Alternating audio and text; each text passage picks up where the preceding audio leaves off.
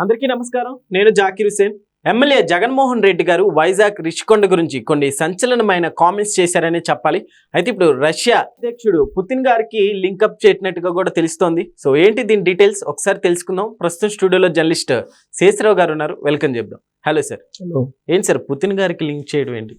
So రిషికొండకు సంబంధించినటువంటి అంశంలో ప్రస్తుతం ఉన్నటువంటి ప్రభుత్వం తర్జన భర్జన పడుతుంది. దాన్ని ఏం చేయాలి, ఎలా చేయాలి అనే దాని మీద మంత్రుల కమిటీ కూడా వేశారు.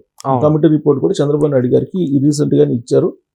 బహుశా త్వరలోనే ఏం చేయాలి రిషికొండని అనే దాని మీద నిర్ణయం తీసుకునే అవకాశం ఉంది. ఈ లోపుగా జగన్మోహన్ రెడ్డి గారు ఒక సంచలనమైనటువంటి అంశాన్ని బయటకు తీసుకొచ్చారు.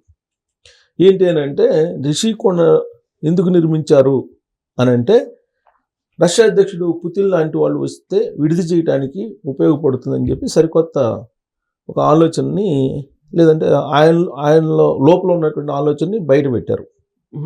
అసలు యాక్చువల్ రిషికొండని ఎందుకు నిర్మించారు అనేటువంటి స్పష్టత ఇప్పటివరకు లేదు.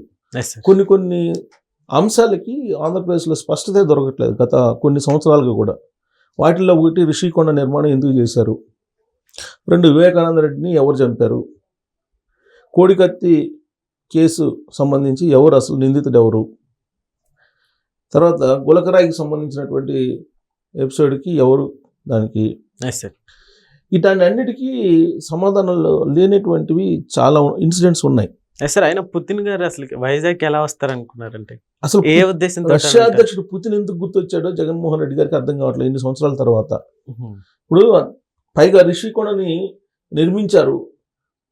నిర్మించినటువంటి ఇదే దాదాపుగా 530 కోట్లు అని చెప్పి ప్రభుత్వం చెప్తోంది. ఆన్ రికార్డ్ ప్రభుత్వ రికార్డ్స్లో ఉన్నదాన్ని చెప్తున్నారు. ప్రభుత్వం చెప్తోంది 530 కోట్లు కాదు, అది 240 కోట్లేనని చెప్తున్నాడు ఆయన. 240 కోట్లు పెట్టి నేను కట్టించాను, అందమైనటువంటి రాజభవంతిని కట్టించాను అని చెప్పి ఆయన వ్యాఖ్యానించారు. ఎప్పుడు వ్యాఖ్యానించారు, ఏ సందర్భంగా వ్యాఖ్యానించారంటే, మెడికల్ కాలేజీలకి పీపీపీ మోడ్ని వ్యతిరేకిస్తూ ఆయన 1,04,00,000 సంతకాలు చేసి ఆ 1,04,00,000 సంతకాలని గవర్నర్కి అందించేటువంటి కార్యక్రమం చేశారు. గవర్నర్ని కలిసి బయటకు వచ్చిన తర్వాత మీడియాతో మాట్లాడుతూ రిషికొండ గురించి ఆయన ప్రస్తావించారు. జర్నలిస్టులు అడిగినటువంటి ప్రశ్నకు ఆయన రిప్లై ఇచ్చారు. ఓకే, రిషికొండని నేను అద్భుతమైన రాజప్రసాదం కింద 240 కోట్లతో కట్టించాను, అది పుతిన్ లాంటి రష్యా అధ్యక్షుడు వచ్చినప్పుడు విడిది చేయడానికి ఉపయోగించుకోవచ్చు అనేది అంతటితో ఆగిపోయారు. ఆ తర్వాత బహుశా ఇప్పుడు పుతిన్, లేదంటే అమెరికా అధ్యక్షుడు ట్రంప్, లేదంటే ఉత్తర కొరియా అధ్యక్షుడు కిమ్, ఇలా చెప్పుండే వాళ్ళేమో రాబోయేటువంటి రోజుల్లో. అంతకుముందు నాకు తెలిసినంత వరకు మోడీ, అమిత్ షా వచ్చినప్పుడు విడిది చేయడానికి అని చెప్పి చెప్పారు. దానికంటే ముందు ఇది పర్యాటక దానికి ఉపయోగపడుతుందని చెప్పారు. పర్యాటకకు సంబంధించినటువంటి వాళ్ళు విడిది చేయడానికి ఉపయోగపడుతుందని చెప్పారు. జాతీయ అంతర్జాతీయ స్థాయిలో లీడర్లు వస్తే దాన్ని విడిది చేయడానికి అని చెప్పి చెప్పారు. దానికంటే ముందు టూరిజం ఆధ్వర్యంలో నిర్మించారు. టూరిజంకు సంబంధించినటువంటి విడిది కేంద్రంగా ఉపయోగపడుతుందని చెప్పారు. అసలు దాన్ని ఎందుకు కట్టారు అనేది కూడా అఫీషియల్గా చెప్పలేని పరిస్థితుల్లో వైఎస్ఆర్ కాంగ్రెస్ పార్టీ ఉంది. అది పబ్లిక్కి తెలుసు. తెలుగుదేశం పార్టీ ఆల్రెడీ పబ్లిక్లో తీసుకెళ్ళింది, జనసేన పార్టీ కూడా తీసుకెళ్ళింది దాన్ని ఎందుకు కట్టారు అని. ఓకే, వాస్తవంగా ఎందుకు కట్టారు దాని మీద ఏవిఎస్ శర్మ గారు అని రిటైర్డ్ సీనియర్ ఐఏఎస్, ఆయన కూడా కోర్టులో వేశారు. అక్కడ పర్యావరణ ధ్వంసం చేసి ఒక రాజప్రసాదాన్ని కడుతున్నారు, అది జగన్మోహన్ రెడ్డి గారు విడిది చేయడానికి ఆడ కడుతున్నారని చెప్పి ఆయన కోర్టులో కేసు కూడా వేశారు. ఓకే, గ్రీన్ ట్రిబ్యునల్లో కూడా కేసు ఉంది. అయితే ఈ కేసులు తర్వాత అక్కడ ఐఏఎస్ఎల్ కమిటీ ఒక రిపోర్ట్ ఇచ్చింది అప్పట్లో, ఏ విధంగా డీవియేషన్ చేసి నామ్స్ని ఆ భవంతిని కట్టారని. ఇలాంటి పరిస్థితుల నడుమ లీగల్గా ఫైట్ చేయాల్సి వస్తుందనేటువంటి ఉద్దేశంతో దాన్ని గోప్యంగా ఉంచారు. అయితే దాని ఓపెనింగ్ మాత్రం చేశారు ఎన్నికలకు ముందు, 2024 ఎన్నికలకు ముందు దాన్ని ఓపెన్ చేశారు. ఓపెన్ చేసిన సందర్భంగా ఎవరెవరు, గుడివాడ అమర్నాథ్, తర్వాత రోజా గారు, వీళ్ళందరూ మాజీ మినిస్టర్స్, వీళ్ళందరూ అక్కడ కనిపించారు. వాళ్ళు అక్కడ ఓపెనింగ్ వెళ్ళగానే ఆ రాత్రి ఏదో నరబలి ఇచ్చారని చెప్పేసి కేఏ పాల్ గారు వెళ్ళారు. మరుసటి రోజు కేఏ పాల్ గారు వెళ్ళి అక్కడ నరబలి ఇచ్చారు, నాకు మొత్తం చూపించండి అని చెప్పి హడావుడి చేశారు. అలాంటి పరిస్థితుల నడుమ 2024 ఎన్నికలు వచ్చినాయి. 2024 ఎన్నికల్లో కూటమి ప్రభుత్వం గెలిచింది. 11 స్థానాలకి జగన్మోహన్ రెడ్డి గారు పరిమితం అయ్యారు. Yes sir. దీంతో రిషికొండని ఏం చేయాలి అనే దాని మీద ఎవరికి అర్థం కాల.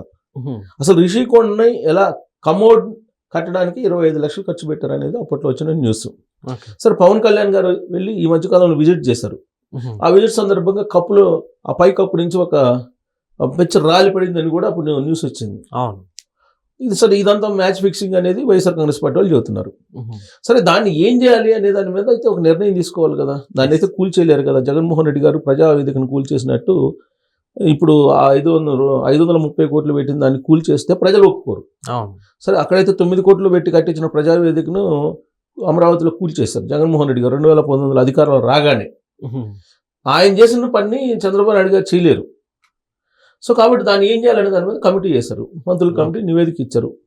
కందుల దుర్గేష్ పర్యాటక శాఖ మంత్రి ఆధ్వర్యంలో వాళ్ళు ఇచ్చినటువంటి రిపోర్ట్స్లో అనేక మంది అభిప్రాయాలు కూడా తీసుకున్నారు ఏం చేయాలి దాన్ని అనేది. ఇప్పుడు ప్రస్తుతం గవర్నర్ గోవాకు ఉన్నటువంటి అశోక్ గజపతిరాజు గారు ఒక సలహా ఇచ్చారు. తర్వాత అయ్యన్న పాత్రుడు గారు ఒక సలహా ఇచ్చారు, దాన్ని పిచ్చి ఆసుపత్రి చేయమని చెప్పి. అయితే మంత్రుల కమిటీకి అలాంటిది ఇవ్వలేదు. కానీ మంత్రుల కమిటీ ఇచ్చిన సూచనలు ఏంటంటే ఈ తాజ్ లాంటి హోటల్స్ అడుగుతున్నాయి. డాల్ఫిన్, రామోజీరావు గారి డాల్ఫిన్ హోటల్స్ అది కూడా లీజ్కి అడుగుతుంది. ఇలా కొంచెం అంతర్జాతీయంగా జాతీయంగా పేరు మోసినటువంటి ఈ హోటల్స్ గ్రూప్ ఆఫ్ హోటల్స్ ఉంటాయి కదా, అవి అడుగుతున్నాయి లీజ్ కింద అని చెప్పి సజెషన్ చేస్తున్నారు. అది కాకపోతే కనుక ఐటీ కంపెనీలు ఉన్నాయి, ఐటీ కంపెనీలకు సంబంధించి ఏదైనా కాన్ఫరెన్స్ హాల్స్ పెట్టుకోవడానికి అలా ఏమైనా అలర్ట్ చేయొచ్చా అనేటువంటి రకరకాల సలహాలు ప్రజల నుంచి తీసుకున్నారు. కూడా ప్రజలకు ఓపెన్గా ఒక మెయిల్ అడ్రస్ కూడా ఇచ్చారు, వెబ్సైట్ దాంట్లో ఇచ్చారు. దాంట్లో కూడా ప్రజల్ని అభిప్రాయాలు తెలియజేయమన్నారు. అవన్నీ క్రోడీకరించిన తర్వాత ఒక రిపోర్ట్ చంద్రబాబు నాయుడు గారికి ఇచ్చారు. బహుశా నేను అనుకుంటే కొత్త సంవత్సరంలో కొత్త నిర్ణయం చంద్రబాబు నాయుడు గారు తీసుకుంటారు దాని మీద. అయితే ఇప్పటి వరకు దాని నిర్ణయం తీసుకోలేకపోయింది ఈ ప్రభుత్వం. జగన్మోహన్ రెడ్డి గారు మాత్రం అది పుతిన్కి ఉంచండి అని చెప్తున్నారు. రష్యా అధ్యక్షుడు పుతిన్ లాంటి వాళ్ళు వస్తే మీరు ఉంచండి దాన్ని అన్నట్టుగా చెప్తున్నాడు ఆయన. చెప్తూ పెట్టినటువంటి ఖర్చు ఆన్ రికార్డ్ 530 కోట్లు ఉండేది 240 కోట్లు అంటున్నారు ఆయన. ఇప్పుడు ప్రజలు 240 కోట్లు నమ్మాలా లేదంటే 530 కోట్లు నమ్మాలా? ఈ కన్ఫ్యూజన్ చేసేసారు ఇప్పుడు జగన్మోహన్ రెడ్డి. అసలు కట్టుకున్నది దేనికి? ఆయన రెండోసారి మళ్ళీ అధికారంలోకి వస్తాము, 30 సంవత్సరాల పాటు తానే ముఖ్యమంత్రిగా ఉంటాను ఆంధ్రప్రదేశ్కి, కాబట్టి సముద్రానికి అభిముఖంగా ఈ ప్యాలెస్ని కట్టుకుంటే, రాజభవంతిని కట్టుకుంటే కనుక శాశ్వతంగా ఈ ఆంధ్రప్రదేశ్కి తన గుప్పెట్లోనే ఉంటుంది. ఆంధ్రప్రదేశ్ గుప్పెట్లో ఉండాలంటే కనుక సముద్రానికి అభిముఖంగా ఇలాంటి రాజప్రసాదంలో ఉండాలని చెప్పేసి అక్కడ ఉండేటువంటి విశాఖ ఒక స్వామీజీ చెప్పినటువంటి ఒక సజెషన్ మేరకు అది కట్టుకున్నారు. అందుకే ఎలక్షన్ ముందు ఆయన అక్కడికి అసలు షిఫ్ట్ కావాలనుకున్నారు. వాస్తు ప్రకారం అక్కడ షిఫ్ట్ అయితే మళ్ళీ గెలుస్తాడనేది ఆయన ఇచ్చినటువంటి సందేశంగా చెప్పారు అప్పట్లో స్వామీజీ. సరే, ఆ స్వామీజీ పోయాడు, ఇప్పుడు ఈయన ఓడిపోయాడు. ఇప్పుడు అక్కడ రాజప్రసాదం అయితే మిగిలింది. దాన్ని ఎందుకు కట్టారంటే అక్కడ 3 క్యాపిటల్స్ అని చెప్పి అన్నారు కదా జగన్మోహన్ రెడ్డి గారు. అక్కడ ఎగ్జిక్యూటివ్ క్యాపిటల్ పెట్టి అక్కడి నుంచి పరిపాలన చేయాలనేది ఆయన ఆలోచన. అది అందరికీ తెలిసిన విషయమే. ఆ రోజున వైఎస్ఆర్ కాంగ్రెస్ పార్టీలో ఉన్న సాయిరెడ్డి గారు చెప్పారు, వైవి సుబ్బారెడ్డి గారు చెప్పారు, ఇవన్నీ చెప్పారు. అది ఎందుకు కడుతున్నాం అనేది. అయితే అఫీషియల్ ఆన్ రికార్డ్ అయితే లేదు. ఏది ఎగ్జిక్యూటివ్ క్యాపిటల్ కింద ముఖ్యమంత్రి ఇక్కడి నుంచి పరిపాలన చేస్తాడనేది లేదు. కానీ మిగతా అందరికీ ప్రజలకు తెలుసు, వైవి సుబ్బారెడ్డి గారికి తెలుసు, సాయిరెడ్డి గారికి తెలుసు, వీళ్ళందరికీ తెలుసు అది ఎందుకు కట్టించారనేది. సో ఒక ముఖ్యమంత్రి ఉండటానికి 530 కోట్లు పెట్టి ఒక భవనాన్ని కట్టించారని అంటే ఇక్కడ 100 కోట్లు పెట్టి ఇక్కడ పెద్ద పెద్ద కంచెలు వేసుకున్నారు తాడేపల్లి. సో ఇవన్నీ కూడా పబ్లిక్ మర్చిపోతారు అనుకుంటున్నారు ఎవరైనా సరే, జగన్మోహన్ రెడ్డి గారు కానీ ఎవరైనా సరే. ఇప్పుడు జగన్మోహన్ రెడ్డి గారు అనే కాదు, ప్రజలకు అన్ని గుర్తుంటాయి అనే సంగతి పాలనలో ఉండేటువంటి రాజకీయ పార్టీల అధినాయకులు గుర్తుపెట్టుకోవాలి. సమయం కోసం ఎదురు చూస్తుంటారు ప్రజలు. ఏది చెప్తే అది వింటారు అనుకుంటే పొరపాటు. అక్కడ 530 కోట్లు పెట్టి కట్టించారని చెప్పి ఆన్ రికార్డు ఉంటే దాని మీద ఎంక్వైరీ కూడా వేశారు ఆల్రెడీ. రోజా గారు టూరిజం మినిస్టర్గా ఉన్నారు అప్పట్లో. రోజా గారి ఆధ్వర్యంలోనే అదంతా నడిచింది. ఆడదాం ఆంధ్రాను రిషికొండ దాని మీద విచారణ కూడా వేశారు. ఇవన్నీ ఎంత జరుగుతుంటే 240 కోట్లు అని చెప్పి జగన్మోహన్ రెడ్డి గారు చెప్తే ప్రజలు అఫీషియల్ రికార్డుని పరిగణలోకి తీసుకుంటారా, జగన్మోహన్ రెడ్డి గారి వాయిస్ని పరిగణలోకి తీసుకుంటారా? పైగా పుతిన్ గుర్తొచ్చాడు ఆయనకి. పుతిన్ ఏంటో మరి ఇంకోసారి మరి చైనా అధ్యక్షుడిని ఏమైనా చెప్తారా, జిన్పింగ్ని లేకపోతే ఉత్తర కొరియా అధ్యక్షుని కిమ్ని ఇట్లాంటి వాళ్ళని చెప్తారేమో. కానీ అసలు ఎందుకు కట్టారో ఆయనే చెప్పట్లా, కట్టిన ఆయనే. సో ఒక సరికొత్త చర్చకు దారి తీస్తుంది ఇది జగన్మోహన్ రెడ్డి గారి మదిలో ఉన్నటువంటి ఆలోచనలు కొన్ని కొన్ని అప్పుడప్పుడు అలా వస్తుంటే వాటిలో ఒకటి ఇది అనుకోవాలి. Okay sir, thank you.